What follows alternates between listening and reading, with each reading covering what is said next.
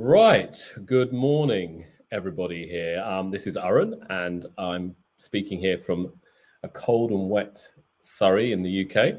And I'm going to do a brief kind of webinar today on mistakes Indian CAs must avoid in accountancy, outsourcing, and offshoring in 2025. So I'm just going to talk about some of the mistakes that I've seen many CA firms who are trying to get into the offshoring and outsourcing space make.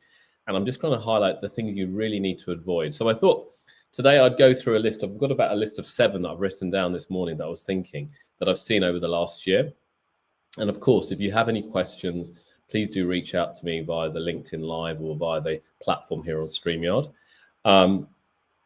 Because I think I've seen so many times people making the same mistake. So let me start with my first kind of mistake to avoid.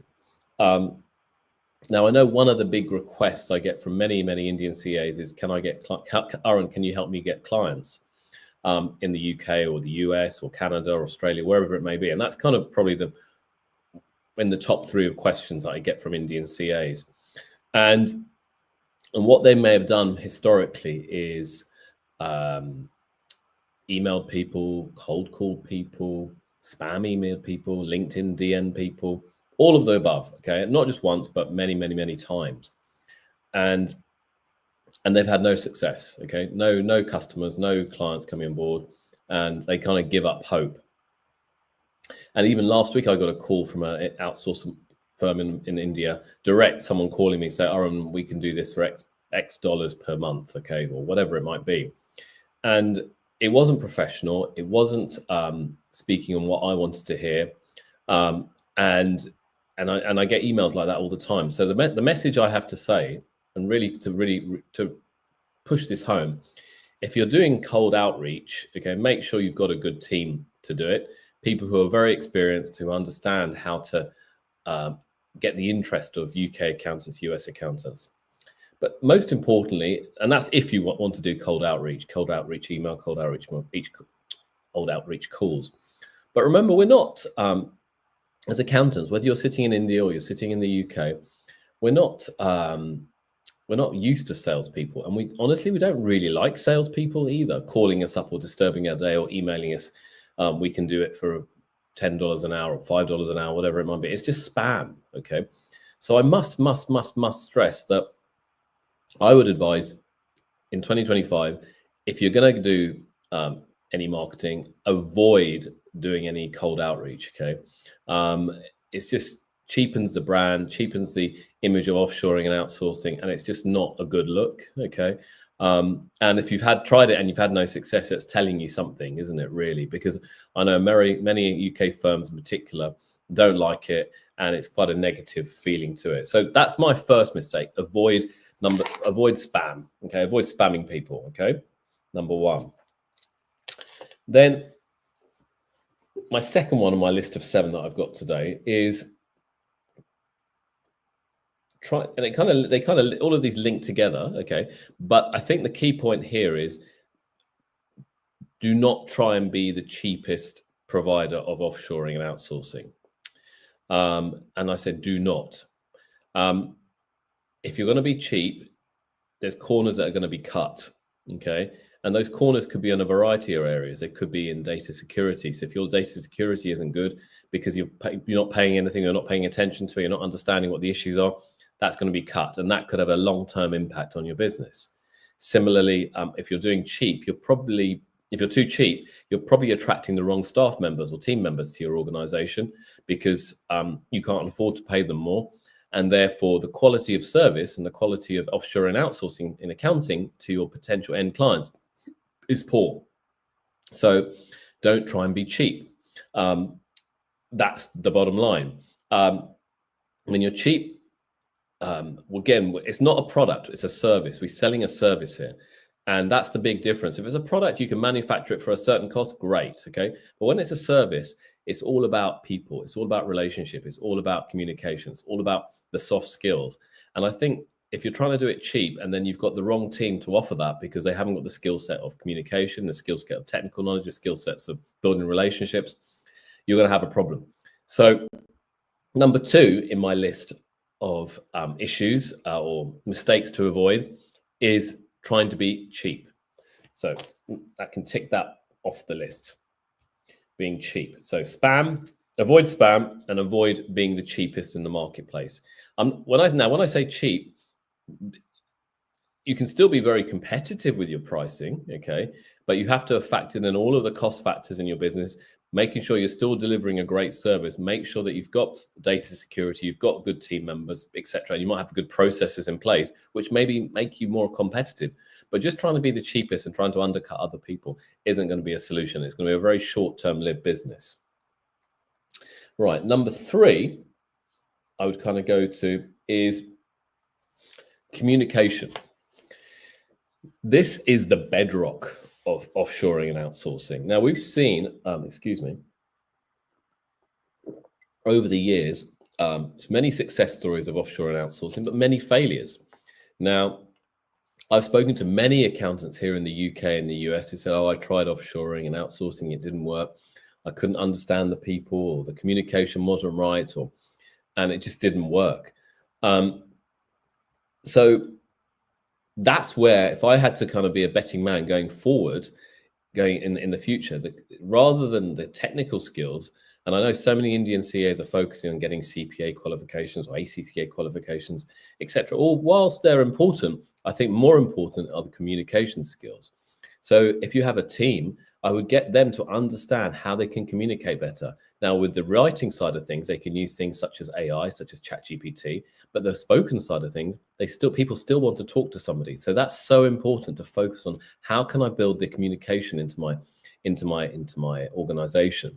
So, for example, in my organization, we have obviously a big team in India now, and we focus very, very heavily on this. So every week, without fail, we're always having a team call with everybody talking about things that are going on in their life or topics that are happening in the wider environment, not just in accounting, but in the world.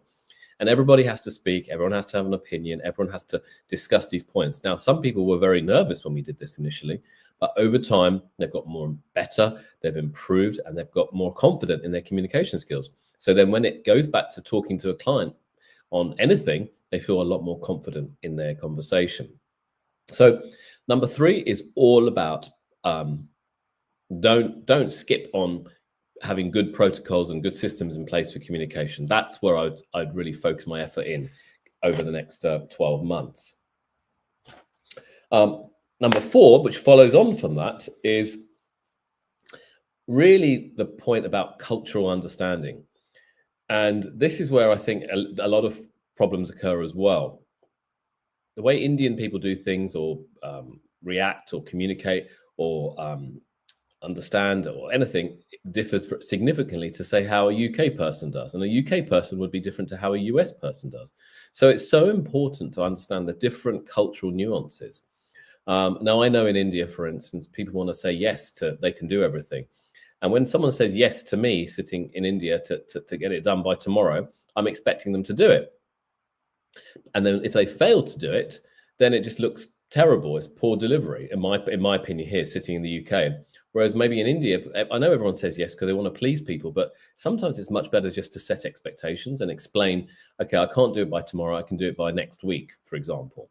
So these are things that are really, really important to understand those cultural nuances. So how do you get to go about understanding these cultural nuances? Well, obviously, communicating online, talking to team members helps, okay?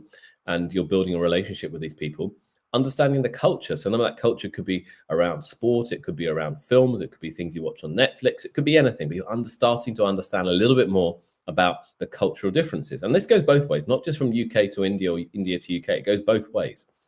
But nothing really beats talking to people or talking to clients or talking to potential clients in person.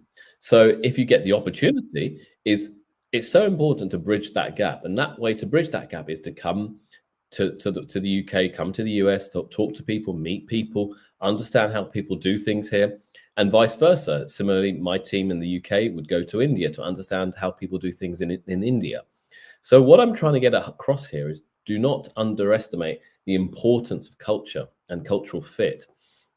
This is where I think it fails quite often in outsourcing. The two big ones are poor communication, and the second one is poor cultural fit, not understanding each other in terms of culture and how things are done in America versus how things are done in India, or how things are done in the UK versus how things are done in the UK. If we can bridge that gap along with the communication skills, then we're going to be in a much stronger position to you're going to be in a much stronger position to offshore and outsource all your services. So cultural fit matters. So in my example, my team, as I said, go to India. I'm bringing some of my team, they're not aware of this, in India over to the UK next year, but they will be coming, some of them, for them to understand how we work, for them to understand the culture, not just the work, but how British people are, or how American people are when they're dealing with people from overseas. These things really matter. So put some effort into that. I suppose number 5 then, moving on to so we've talked about don't spam, don't be the cheapest, don't skip communication protocols, focus on communication instead. Don't kind of make the mistake of thinking that all cultures are the same. They're not, which is number 4. And number 5 is kind of leads on from the earlier two, is stop being transactional, be relationship driven. And that's the key thing here. Build a relationship with a potential partner, build a relationship with a potential customer, build a relationship with your existing customer. Now, that's not going to happen just through an online forum. That's not just going to happen through calls, through on Teams or Zoom or whatever. That will help. That's a starting point.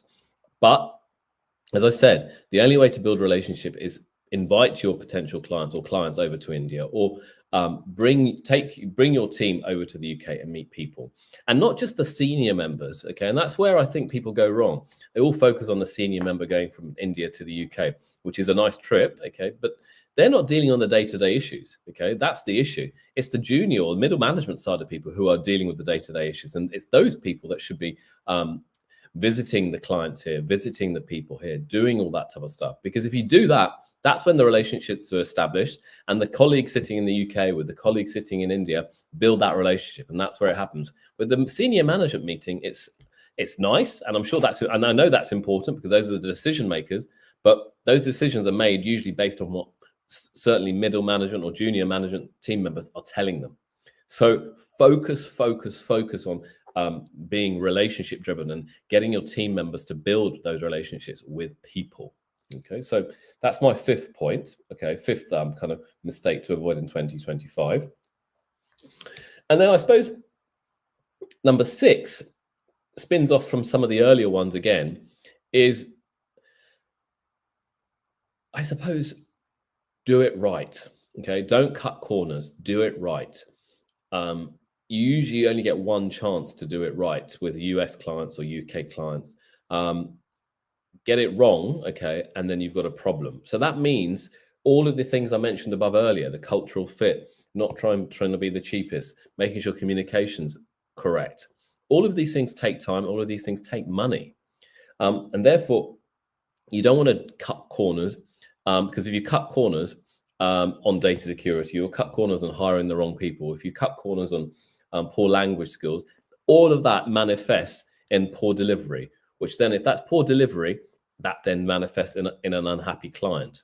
So I'll give you a great example. A few years ago, before we set up our offshoring and outsourcing business ourselves, I was using another party in India, and the senior management were very nice. They talked to me very nice, but what would happen is that they had employed team members, and they were saying they were fully delegated or dedicated to us, but I could tell they weren't dedicated to us, and my team could say they were not dedicated. They were kind of infrequently around, and they weren't frequently around doing other client work. And that impacted delivery, that impacted quality of service from their side, which ultimately impacted my firm. And once it impacted my firm, it impacted my client delivery to my clients. And that was left a very, very kind of poor taste in my mouth. And that was the one of the kind of drivers to say, you know what, they're not doing it right. They're cutting corners. I'm going to do it right. And that's how I kind of started up Samara Global, to be honest with you. So that was one of the kind of key drivers to say, well, they're cutting corners. They're not doing it right. I think I can do it better. Now, I'm not saying I've got it right. Far from it. Okay, I know there are problems. I know it's never easy as you think it is. That's business. But I had a vision, and this is where we're going at this stage. So cutting corners is the 6th point. Okay. And then I suppose finally, and I think this is so important, and I've seen it, and this is why honestly we get so many people wanting jobs with us at Samara Global. We have to turn the people away because we don't have enough business to support that. But to be fair, the business is growing nicely, but we have to turn people away because we have so many people applying in India for our roles. Is because this business is nothing without our team. Period. Okay, nothing. So we focus on the development of our team. We focus on their welfare. We focus on their aspirations. We focus on their education. We focus on their cultural understanding. We focus on all of those things, which are so important. And obviously, we then pay them very well. These are the things that make the difference, because an offshoring business is only as good as the people you have in it. If you don't have the good people in the business, you've got nothing. Okay, I can't do all the work. I can't do it all. I have to have a team behind me that can deliver, not just once, but on a consistent basis. So what I'm trying to get across here is really, really focus on developing your team. If there's one thing you haven't done in 2020 previously, focus on your team this year. Hire the best candidates, pay the better money, develop that team, make them feel valued team members. Lead them in the direction you want to take. Okay, because if you had the right team working for you and supporting you, it will make a massive, massive difference to you. So, and I think this is the mistake I've seen with many Indian firms, that they don't focus on the people, they focus on the client. And whilst the client is a very important person, I think the team are much, much more important, because if the team are looked after, they'll look after the client. You don't even have to worry about it. And that's where I kind of have to really put my foot down, is focus on your team, and then delegate the jobs to the team, empower them, make them feel valued, make them feel that they can do the job, because once they realize that they can do it, they'll take on more responsibility, and they'll then help you grow the firm even further without you having to get involved in the kind of the day-to-day kind of decision making or questions with many clients. So in summary, these are the things to avoid. Number 1, as I said, avoid spamming people. That's the first point. Number 2, I said, stop trying to be the cheapest, and be cost effective and be price effective, but definitely don't try and be the cheapest. Number 3, stop skipping communication protocols. Make sure you have strong communication systems in place to enhance communication with team, and you train your team in better communication, both verbal and written, and body language as well. Number 4, understand cultures are differ, and make sure you focus on how you can get the culture better between countries, between teams, between people, and understand that UK culture, or US culture, or Canadian culture, they're all different to each other, and they're all different to Indian culture as well. And make sure you can bridge those gaps very, very effectively. Number 5, stop being transactional and be more relationship driven. That's the point I really want to stress here as well. Make sure you build those relationships with people. Make sure you, whether that's people overseas or clients, but build that relationship. Once you have a stronger relationship, it's going to be a stronger business. And those relationships, not just at the top level, but across the organization. Number 6, stop cutting corners. As above I mentioned, don't try and do things on the cheapest basis. So make sure you deliver well, you do a good job, because people will then want to know more, they'll want to come back to you, and then they'll start referring other clients to you. So really focus on key delivery. And that doesn't mean being the cheapest. It's certainly people in the UK, in the US, some people want cheap, okay? They're probably not the right clients for you. Most people want good quality and delivery on time. That's what people want. With the shortage of manpower here in the UK, US, people don't want cheap. They just want people who can do it and get the job done in an effective manner, in a friendly manner, and delivered on time, and it's done correctly, okay, without cutting any corners. And then number 7, the last bit, develop your team. Make them feel empowered. Make them feel valued. It's not all about you. It's all about them. Lead them in the direction you want to take them. And it's those 7 points I think Indian CAs really must avoid if they're going to be offshoring and outsourcing successfully in 2025. So I hope that gives you a little bit of a flavor. You may have some questions. No harm in you posting if you do have any. In addition, whilst I'm kind of putting some comments here, I've also got our event coming up in December, in end of next week, 14th and 15th of December. And we have our Samera Global event. And I will share the link now with you if I can find it.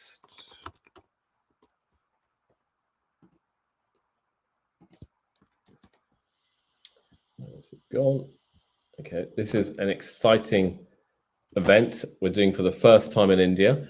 And I can't stress how excited I am about doing this. I'll be flying to India next week on Monday, preparing for this event.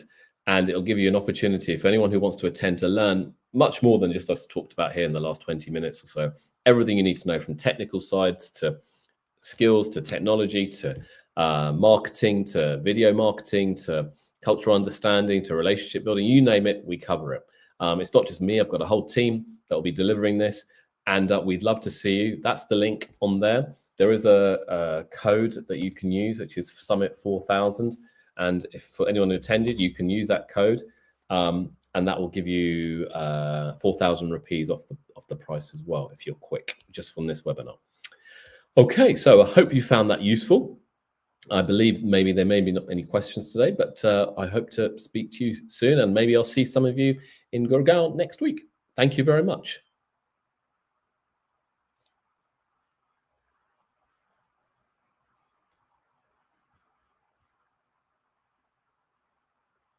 Okay, we've got a question actually. So, what advice would you give firms looking to expand into multiple international simultaneous, particularly regarding integrating cultural training into team and... Okay, thank you for the question, Deep. My view is I wouldn't do that. Okay, I wouldn't go into multiple international markets. It's difficult. Okay, I do it myself because I've got a sizable team. If you're just starting out, I'll just focus on one market and do that well.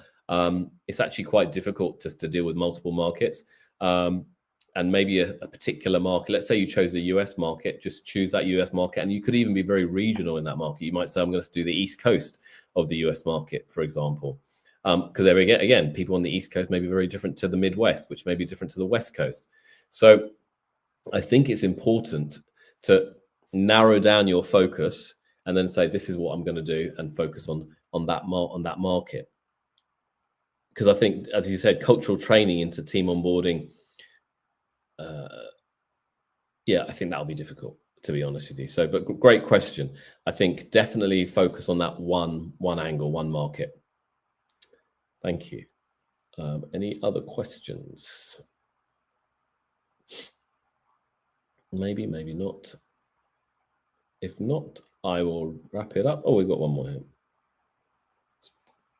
Okay, another question. Is the ISO certification necessary for who is just starting up? Great question. Absolutely. I think ISO is very important. It shows people that you are organized, you are credible, you are happy to kind of really invest. Okay, so definitely the ISO certification is definitely worth happening. Now that takes a little while to get, but it's important that you get that.